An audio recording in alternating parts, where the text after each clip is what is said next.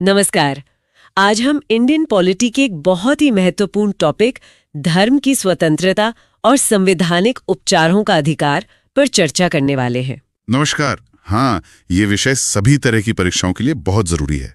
तो चलिए शुरू करते हैं। तो हमारा पहला प्रश्न है, भारतीय संविधान के अनुच्छेद 25 का संबंध है समानता के अधिकार से, संपत्ति के अधिकार से, धर्म की स्वतंत्रता से या अल्पसंख्यकों की स्वतंत्रता से? इसका सही उत्तर है धर्म की स्वतंत्रता से। और अनुच्छेद 25 में असल में है क्या? मतलब ये स्वतंत्रता कितनी व्यापक है? देखिए, अनुच्छेद 25 हर व्यक्ति को, और ध्यान दीजिएगा, सिर्फ नागरिक नहीं, हर व्यक्ति को 4 तरह की आजादी देता है। पहली, अंतःकरण की स्वतंत्रता। दूसरी, धर्म को अबाध रूप से मानने का अधिकार। तीसरी, उस पर आचरण करने का। और चौथी, धर्म का प्रचार करने का अधिकार। अच्छा, पर इन अधिकारों पर कुछ सीमाएं भी तो होंगी? बिल्कुल, ये अधिकार असीमित नहीं है। इन पर लोक व्यवस्था, नैतिकता और स्वास्थ्य के आधार पर रोक लगाई जा सकती है। और एक बात और, धर्म प्रचार के अधिकार का मतलब किसी का जबरदस्ती धर्म परिवर्तन कराना बिल्कुल नहीं है। ठीक है, इसी से जुड़ा हमारा अगला प्रश्न है, धार्मिक स्वतंत्रता के अधिकार में संविधान के अंतर्गत सम्मिलित है पहला, धर्म प्रचार करने का अधिकार। दूसरा, सिखों को कृपाण धारण एवं रखने का अधिकार। तीसरा, राज्यों का समाज सुधारक विधि निर्माण का अधिकार। और चौथा, धार्मिक निकायों का लोगों को धर्म परिवर्तन कराने का अधिकार। अब आपको दिए गए कूट में से सही चुनना है। ये काफी अच्छा सवाल है। इसका सही उत्तर है विकल्प I एवं 3। मतलब चौथा विकल्प गलत है? जी बिल्कुल। जैसा हमने अभी बात की, संविधान धर्म प्रचार की स्वतंत्रता देता है, लेकिन जबरदस्ती धर्मांतरण की नहीं। इसीलिए चौथा विकल्प सही नहीं है। और सिखों के कृपाण रखने का अधिकार? वो अनुच्छेद 25 के स्पष्टीकरण 1 में साफ साफ लिखा है कि सिखों का कृपाण धारण करना और लेकर चलना उनके धर्म के पालन का ही एक अंग माना जाएगा। समझ गई। और वो समाज सुधारक विधि वाला क्या मामला है? वो अनुच्छेद 25(2)(b) में आता है। ये राज्य को शक्ति देता है कि वो सामाजिक कल्याण और सुधार के लिए कानून बना सकता है, जैसे हिंदुओं के धार्मिक संस्थानों को समाज के सभी वर्गों के लिए खोलना। दिलचस्प है। चलिए अगले प्रश्न पर चलते हैं। संविधान के किस अनुच्छेद द्वारा सिखों द्वारा कृपाण धारण करना धार्मिक स्वतंत्रता का अंग माना गया है? अनुच्छेद 24, अनुच्छेद 25, अनुच्छेद 26 या अनुच्छेद 27? इसका सही जवाब है अनुच्छेद 25। इसके बारे में हमने अभी बात की। जी, ये प्रावधान सीधे अनुच्छेद 25 के स्पष्टीकरण 1 में दिया गया है। कृपाण असल में सिख धर्म के 5 ककार में से एक है। अच्छा, और बाकी 4 कौन से हैं? केश, कंघा, कड़ा और कछेरा। ये पांचों उनकी धार्मिक पहचान का एक बहुत ही जरूरी हिस्सा हैं। ठीक है, तो अब अगला सवाल देखते हैं। संविधान द्वारा प्रदत्त धार्मिक अधिकारों पर राज्य किन आधारों पर प्रतिबंध लगा सकता है? स्वास्थ्य, सदाचार, लोक व्यवस्था। उत्तर कोड में से चुनना है। इस पे भी हम बात कर चुके हैं। इसका सही उत्तर है सभी 1, 2 और 3। मतलब इन तीनों ही आधारों पर रोक लगाई जा सकती है। जी हाँ। अनुच्छेद 25(1) में यह साफ लिखा है कि धर्म की स्वतंत्रता का अधिकार लोक व्यवस्था, सदाचार और स्वास्थ्य के अधीन है। इसका मतलब यह है कि अगर कोई धार्मिक प्रथा पब्लिक पीस को भंग करती है या अनैतिक है या पब्लिक हेल्थ के लिए खतरा है, तो राज्य उस पर रोक लगा सकता है। कोई उदाहरण दे सकते हैं? बिल्कुल। जैसे देर रात लाउडस्पीकर का उपयोग करके कोई धार्मिक आयोजन हो रहा हो, तो उसे लोक व्यवस्था के आधार पर रोका जा सकता है। या मानव बलि जैसी प्रथाओं को सदाचार और लोक व्यवस्था के आधार पर प्रतिबंधित किया गया है। ठीक है, अब अगले विषय पर आते हैं। प्रश्न है, संविधान के किन अनुच्छेदों के अंतर्गत अल्पसंख्यकों को अपनी संस्कृति के संरक्षण तथा अपनी पसंद की शिक्षा संस्थाओं की स्थापना व संचालन के अधिकार को मान्यता प्रदान की गई है? अनुच्छेद 23, अनुच्छेद 29 व 30, अनुच्छेद 32 या अनुच्छेद 38 व 39? इसका सही उत्तर है अनुच्छेद 29 व 30। ये दोनों अनुच्छेद अल्पसंख्यकों के अधिकारों के लिए बहुत महत्वपूर्ण हैं। इन दोनों में क्या फर्क है? देखिए, अनुच्छेद 29 भारत के किसी भी हिस्से में रहने वाले नागरिकों के किसी भी वर्ग को अपनी भाषा, लिपि या संस्कृति को बनाए रखने का अधिकार देता है। अच्छा, मतलब ये सिर्फ अल्पसंख्यकों के लिए नहीं है? सही पकड़ा आपने, ये किसी भी वर्ग पर लागू होता है। जबकि अनुच्छेद 30 खास तौर पर धार्मिक और भाषाई अल्पसंख्यकों को अपनी पसंद के शिक्षण संस्थान खोलने और उन्हें चलाने का अधिकार देता है। बहुत बढ़िया। इसी से जुड़ा हमारा अगला सवाल है, भारतीय संविधान का कौन सा अनुच्छेद अल्पसंख्यकों को अपनी मनपसंद शिक्षण संस्थाओं के स्थापित तथा संचालित करने के अधिकार को संरक्षण प्रदान करता है? अनुच्छेद 19, अनुच्छेद 20, अनुच्छेद 26 या अनुच्छेद 30? इसका जवाब तो अब आसान हो गया है। सही उत्तर है अनुच्छेद 30। और इस अधिकार की क्या खासियत है? ये अधिकार अल्पसंख्यकों को अपनी संस्कृति और भाषा को बढ़ावा देने के लिए बहुत जरूरी माना जाता है, और राज्य भी जब आर्थिक सहायता देता है तो अल्पसंख्यक संस्थानों के साथ भेदभाव नहीं कर सकता। इसमें एक और महत्वपूर्ण बात 44वें संशोधन अधिनियम 1978 से जोड़ी गई थी। वो क्या थी? वो ये थी कि अगर सरकार किसी अल्पसंख्यक संस्थान की संपत्ति का अधिग्रहण करती है तो मुआवजा इतना देना होगा कि उनके अधिकार बाधित ना हो। चलिए अगला प्रश्न देखते हैं। धार्मिक स्वतंत्रता का अधिकार किस अनुच्छेद के द्वारा दिया गया है? अनुच्छेद 20, अनुच्छेद 22, अनुच्छेद 25 या इनमें से कोई नहीं? इसका सही उत्तर है अनुच्छेद 25। इसके साथ के दूसरे अनुच्छेद भी तो हैं। जी हाँ, असल में अनुच्छेद 25, 26, 27 और 28 ये चारों मिलकर भारत में धर्म की स्वतंत्रता के अधिकार का पूरा ढांचा तैयार करते हैं। जैसे अनुच्छेद 26 धार्मिक मामलों के प्रबंधन की स्वतंत्रता देता है। अनुच्छेद 27 किसी धर्म के प्रचार के लिए टैक्स देने से स्वतंत्रता देता है। और अनुच्छेद 28 वो कुछ शिक्षण संस्थानों में धार्मिक शिक्षा या पूजा में शामिल होने से स्वतंत्रता देता है। बहुत अच्छे से समझाया आपने। अब आते हैं उस अधिकार पर जो इन सभी अधिकारों का रक्षक है। प्रश्न है, भारतीय संविधान के किस अनुच्छेद में संवैधानिक उपचारों का अधिकार दिया गया है? अनुच्छेद 30, अनुच्छेद 31, अनुच्छेद 32 या अनुच्छेद 35? इसका सही जवाब है अनुच्छेद 32। और ये अधिकार इतना खास क्यों है? ये इसलिए खास है क्योंकि ये खुद एक मौलिक अधिकार है। ये आपको हक देता है कि अगर आपके किसी भी मौलिक अधिकार का हनन हो तो आप सीधे सुप्रीम कोर्ट जा सकते हैं, और सुप्रीम कोर्ट आपके अधिकारों को लागू करवाने के लिए 5 तरह की रिट जारी कर सकता है। अच्छा, वो 5 रिट कौन सी हैं? बंदी प्रत्यक्षीकरण, परमादेश, प्रतिषेध, उत्प्रेषण और अधिकार पृच्छा। इसी से जुड़ा अगला सवाल है, निम्नलिखित मौलिक अधिकारों में से किसे डॉक्टर B.R. अम्बेडकर ने संविधान का हृदय एवं आत्मा की संज्ञा दी?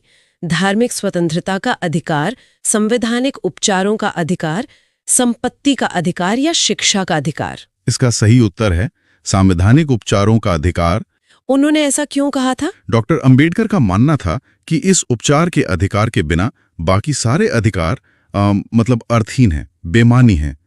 यही वो अनुच्छेद है जो मौलिक अधिकारों को असल में लागू करवाता है। ये सुप्रीम कोर्ट को मौलिक अधिकारों का रक्षक और गारंटर बनाता है। संवैधानिक उपचारों का अधिकार किन परिस्थितियों में निलंबित हो जाता है? आपात स्थिति की घोषणा के दौरान, सेना सदस्यों के संबंध में, जब सैनिक विधि लागू हो, या उपर्युक्त सभी परिस्थितियों में? इसका सही उत्तर है उपर्युक्त सभी परिस्थितियों में निलंबित हो सकता है। जी। अनुच्छेद 359 के तहत राष्ट्रीय आपातकाल के दौरान राष्ट्रपति आदेश देकर अनुच्छेद 32 को निलंबित कर सकते हैं। पर क्या सारे अधिकार निलंबित हो जाते हैं? नहीं, और ये बहुत जरूरी है। 44वें संशोधन के बाद अनुच्छेद 20 और 21 को आपातकाल में भी निलंबित नहीं किया जा सकता, यानी जीने का अधिकार हमेशा बना रहता है। और सेना और सैनिक विधि के मामले में? अनुच्छेद 33 संसद को अधिकार देता है कि वो सशस्त्र बलों के सदस्यों के मौलिक अधिकारों को सीमित कर सकती है। और अनुच्छेद 34 के तहत जहां मार्शल लॉ या सैनिक विधि लागू हो, वहां भी मौलिक अधिकारों पर प्रतिबंध लग सकता है। सवाल है, निम्नलिखित में से कौन सा अधिकार भारतीय संविधान के अनुच्छेद 32 के अंतर्गत प्रवर्तित किए जा सकते हैं? और विकल्प हैं संवैधानिक अधिकार, मौलिक अधिकार, सांविधिक अधिकार या उपरोक्त सभी। इसका सही उत्तर है मौलिक अधिकार। मौलिक अधिकार। जी, ये अनुच्छेद मतलब आर्टिकल 32 खास तौर पर सिर्फ और सिर्फ मौलिक अधिकारों के हनन के मामलों के लिए बनाया गया है, और यही बात इसे संविधान में एक बहुत ही, आप कह सकते हैं, शक्तिशाली जगह देती है। अच्छा, तो मतलब अगर किसी और कानूनी अधिकार का हनन हो तो हम अनुच्छेद 32 का इस्तेमाल नहीं कर सकते? नहीं कर सकते। जैसे संपत्ति का अधिकार है, वो पहले मौलिक अधिकार था पर अब नहीं है। अब वो सिर्फ एक सांविधिक या संवैधानिक अधिकार है। उसके हनन पर आप सीधे सुप्रीम कोर्ट नहीं जा सकते इस अनुच्छेद के तहत। समझ गया, बहुत ही महत्वपूर्ण जानकारी है ये। चलिए अगले सवाल पर चलते हैं। सवाल है, मौलिक अधिकारों को लागू करने के लिए निम्नोक्त में से किसी न्यायालय द्वारा जारी किया जा सकता है? विकल्प हैं डिक्री, अध्यादेश, समादेश यानी रिट या अधिसूचना। इसका सही जवाब है समादेश, या जिसे हम अंग्रेजी में रिट कहते हैं। रिट। हाँ, ये रिट ही वो कानूनी उपकरण है जिनका इस्तेमाल सुप्रीम कोर्ट और हाई कोर्ट मौलिक अधिकारों को फिर से लागू करवाने के लिए करते हैं। ये एक तरह के खास अदालती आदेश होते हैं। और ये कितने प्रकार की होती हैं? भारतीय संविधान में 5 तरह की रिट्स का प्रावधान है: हेबियस कॉर्पस, मैंडेमस, सर्शियोररी, प्रोहिबिशन और को वारंटो। ठीक है, तो इसी से जुड़ा हमारा अगला सवाल है, ये व्यक्तिगत स्वतंत्रता पर है। सवाल है, व्यक्तिगत स्वतंत्रता के लिए निम्नलिखित में से कौन सी रिट याचिका दायर की जा सकती है? और आपके विकल्प हैं मैंडेमस, को वारंटो, हेबियस कॉर्पस या सर्शियोररी। इसका सही उत्तर है हेबियस कॉर्पस। Habeas corpus? जी, इसका शाब्दिक अर्थ होता है शरीर को प्रस्तुत करो। ये लैटिन भाषा का शब्द है। ये रिट किसी भी व्यक्ति को, मतलब गैर कानूनी हिरासत से बचाने के लिए एक बहुत मजबूत कवच की तरह काम करती है। अच्छा, तो अगर किसी को गलत तरीके से हिरासत में ले लिया गया है तो ये रिट काम आती है? बिल्कुल। अदालत आदेश देती है कि उस व्यक्ति को तुरंत कोर्ट के सामने पेश किया जाए और बताया जाए कि उसे किस आधार पर बंदी बनाया गया है। ठीक है, इसी से मिलता जुलता एक और सवाल है, कौन व्यक्तिगत स्वतंत्रता से संबंधित है? विकल्प हैं बंदी प्रत्यक्षीकरण, उत्प्रेषण, प्रतिषेध या परमादेश। जैसा हमने पिछले सवाल में ही बात की, इसका भी सही जवाब बंदी प्रत्यक्षीकरण है, जो हेबियस कॉर्पस का ही हिंदी नाम है। हाँ बिल्कुल। स्रोतों में इस पर बार बार जोर दिया गया है, जो दिखाता है कि ये कितना महत्वपूर्ण है। ये व्यक्तिगत आजादी का मूल है। सही बात है। अब थोड़ा रिट जारी करने के अधिकार क्षेत्र पर बात करते हैं। सवाल है, विभिन्न प्रकार के समादेश यानी रिट जारी करने का अधिकार सर्वोच्च न्यायालय के अतिरिक्त निम्नांकित में से किस या किन न्यायालयों को प्राप्त है? विकल्प हैं राज्य के उच्च न्यायालयों को, जिला न्यायालयों को, उपर्युक्त दोनों को या उपर्युक्त में से किसी को नहीं। इसका सही उत्तर है राज्य के उच्च न्यायालयों को। अच्छा, मतलब सुप्रीम कोर्ट और हाई कोर्ट दोनों रिट जारी कर सकते हैं? जी, सुप्रीम कोर्ट अनुच्छेद 32 के तहत और हाई कोर्ट अनुच्छेद 226 के तहत। पर यहाँ एक बहुत ही दिलचस्प बात है। वो क्या है? कि रिट जारी करने के मामले में हाई कोर्ट का अधिकार क्षेत्र सुप्रीम कोर्ट से भी ज्यादा बड़ा है। हैं? ये कैसे हो सकता है? वो इसलिए क्योंकि सुप्रीम कोर्ट सिर्फ मौलिक अधिकारों के हनन पर रिट जारी कर सकता है, जबकि हाई कोर्ट मौलिक अधिकारों के साथ साथ दूसरे कानूनी अधिकारों के लिए भी रिट जारी कर सकता है। तो उनका दायरा एक तरह से ज्यादा व्यापक हो जाता है। वाह, ये तो बहुत ही बारीक जानकारी है। ठीक है, अगला सवाल देखते हैं। बंदी प्रत्यक्षीकरण के अतिरिक्त निम्नलिखित में से किस याचिका को उच्च न्यायालय जारी कर सकता है? विकल्प हैं उत्प्रेषण, परमादेश, अधिकार पृच्छा, प्रतिषेध या उपर्युक्त सभी। इसका सही जवाब है उपर्युक्त सभी। सभी? हाँ, जैसा हमने अभी बात की, हाई कोर्ट का रिट अधिकार क्षेत्र काफी बड़ा है और वे ये सभी 5 तरह की याचिकाएं जारी करने में सक्षम है। ठीक है, अब एक प्रक्रिया से जुड़ा सवाल। बंदी प्रत्यक्षीकरण याचिका और इसके विकल्प हैं केवल निरुद्ध व्यक्ति द्वारा ही दाखिल की जा सकती है, केवल हितबद्ध व्यक्ति द्वारा ही दाखिल की जा सकती है, किसी भी निजी व्यक्ति द्वारा दाखिल की जा सकती है, या निरुद्ध व्यक्ति या हितबद्ध व्यक्ति दोनों द्वारा दाखिल की जा सकती है। इसका सही उत्तर है निरुद्ध व्यक्ति या हितबद्ध व्यक्ति दोनों द्वारा दाखिल की जा सकती है। अच्छा। और ये इस रिट की एक बहुत ही महत्वपूर्ण और आप कह सकते हैं मानवीय विशेषता है।